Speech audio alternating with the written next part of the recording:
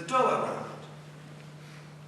If Asia is to take a greater part in world affairs, how can you then say that the failure of the Doha round is just the West's responsibility? What about India's behaviour in the Doha round? Should we not look at that closely too? If they want to be more responsible, I'm all for it.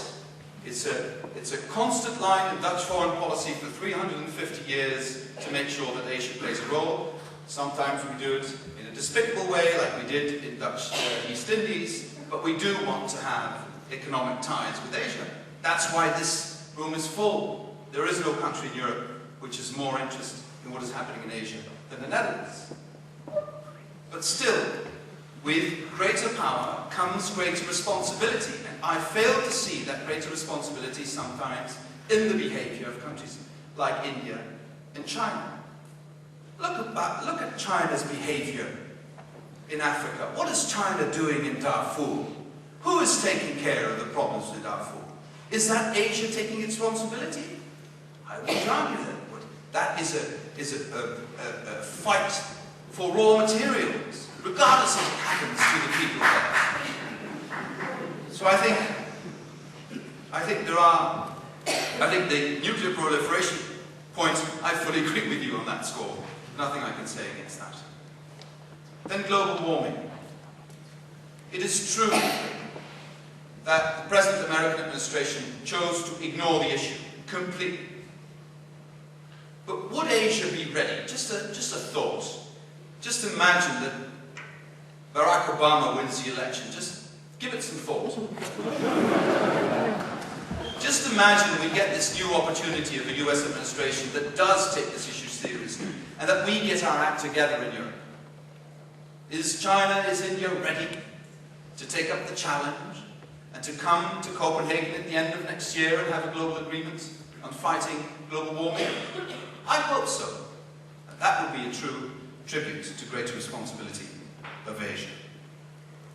At the end of the day, I do share the happy conclusion, because I am an optimist. But I'm not blind to the challenges Asia will be facing. With all the opportunities you see, and I share many of your views, I think that the change in energy prices worldwide, the energy crunch we will see, I think the change in cheap credit will no longer be cheap, will be difficult to come by.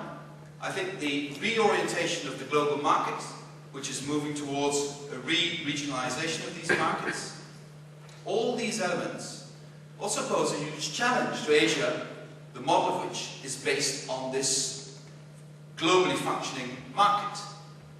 And I believe, to sort of misquote Mark Twain, that all the news about Europe's demise is exaggerated. I think there is a great opportunity for Europe, provided we do what you write about.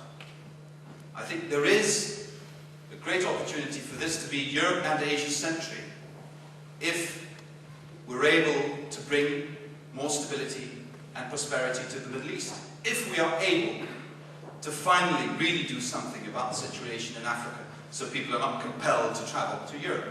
If we are able to transform our economy so that it becomes a truly sustainable economy, not depleting the world's assets. And also there, I see formidable opportunities for a partnership between Asia and Europe. But it will not be a partnership that will flourish if we avoid a debate about values. And that's where I take issue with some of the points you made in your book. And this will be my final point. Yes, you are absolutely right. The West, for 150 years, imposed its values on the rest. And very often, many of us thought that we didn't impose these values because we thought they were self-evident. But for economic and political reasons, we were in a position to impose them. That will no longer be the case. I agree. But does that devaluate those values? I don't think so. I think the Universal Declaration of Human Rights should be applicable to all citizens of the world, regardless of whether European or Asian or whatever, or African. The only thing is, these values can no longer be imposed. That is absolutely true. But we should be confident about these values that at the end of the day, when indeed there is a middle class appearing all over Asia, that people will claim these rights for themselves, because that is also part of becoming a middle class. You want the freedom you see that others have. You want it for yourself and for your children.